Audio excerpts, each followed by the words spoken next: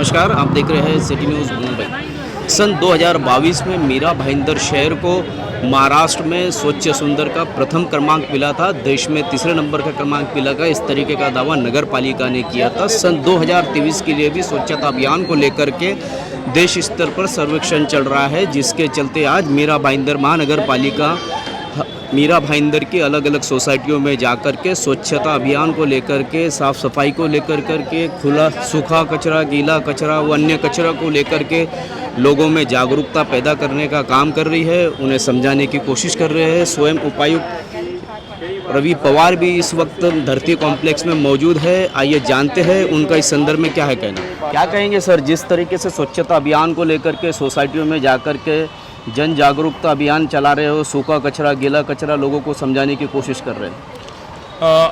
सूखा और गीला कचरा जो सेग्रीगेशन है उसको लेकर अभी भी थोड़ा शहर में बहुत सारी जगह पे प्रॉब्लम है। सोसाइटी में जो फ्लैट ओनर्स है उन्होंने घर में ही सूखा और गीला कचरा जो है अलग अलग थैली में कलेक्ट करना चाहिए और उसका जो हाउसकीपिंग स्टाफ है उसको देना चाहिए। लेकिन और भी अभी भी बहुत सारे ओनर्स है, फ्लैट ओनर्स है कि वो रखते नहीं है।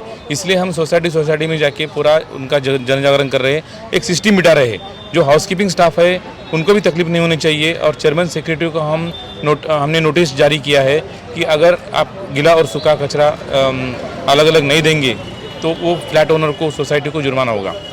और इसके लिए हम यहाँ पे आईसी मतलब जो भी जन जागृति का जो अभियान है वो हम हर सोसाइटी में जाके कर रहे हैं। सर, आप कह रहे हो कि सोसाइटी चेयरमैन सेक्रेटरी को जुर्माना देंगे। जुर्माने का स्वरूप क्या होगा? क्या इस तरीके के जुर्माने सोसाइटियों को दिए, किसी सोसाइटी के चेयरमैन सेक्रेटरी को किया गया है, लोगों को पता चले कि वाकई में नगर पालिका के अधिकारी जो बोल रहे हैं वो कार्रवाई कर रहे हैं? नहीं, कार्रवाई तो हो रही है। अगर कोई चेयरमैन सेक्रेटरी किसी फ्लैट ओनर की कंप्लेन हमारे सैनिटरी इंस्पेक्टर को करता है तो वो फ्लैट में जाकर हम उसको जुर्माना हर दिन का 150 रुपीज़ कर रहे हैं।